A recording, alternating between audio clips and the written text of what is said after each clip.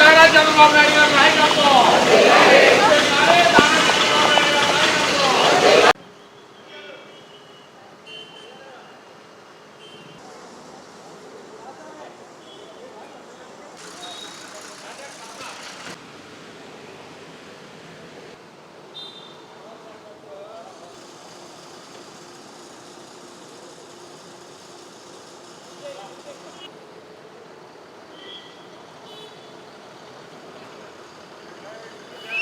గత ప్రభుత్వం శాసనసభను సైతం కౌరవ సభగా చేసి జరిగింది.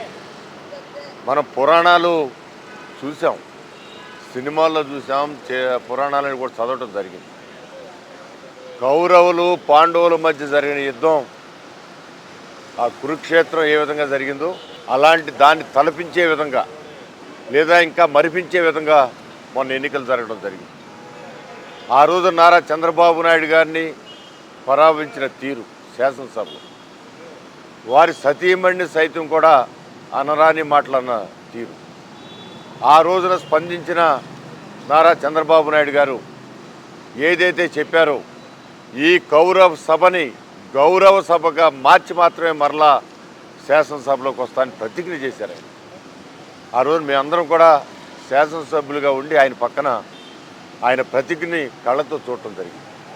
ఆ ప్రతిజ్ఞ నెరవేరాలని మనస్ఫూర్తిగా ఆ దేవుళ్ళని మొక్కుకోవడం జరిగింది. అందరినీ కూడా ప్రజలను కూడా మొక్కుకోవడం జరిగింది.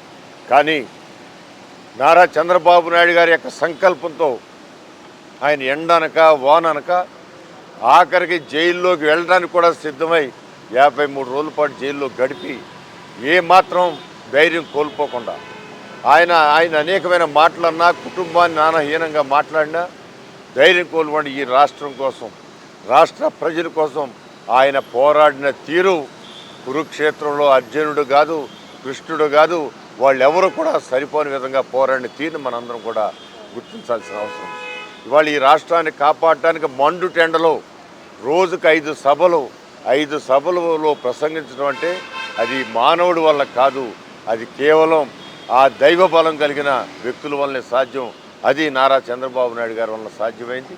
అది ఈ ఘనమైన విజయానికి మరి నాయకులందరూ కూడా, నాయకులు కార్యకర్తలు అందరూ కూడా ఇవాళ ఏ ప్రతిజ్ఞ అయితే చేశారో కౌరవ సభని గౌరవ సభగా మారుస్తామని చేశారో ఈ రోజున ఆ గౌరవ సభగా మార్చి ఇవాళ లోనకి అడుగు పెట్టబోతూ ఉన్నారు.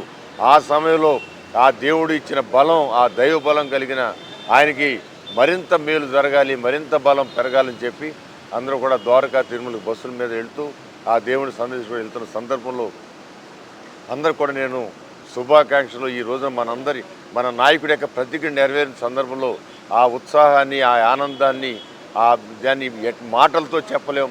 ఇది కళా నిజం అనే విధంగా ఆయన సాధించిన ఈ యుద్ధాన్ని మనందరం కూడా అభినందిస్తూ ఆయనకి మరింత శక్తి ఆ దేవుడు ప్రసాదించాలని కోరుకుంటా ఉన్నాం.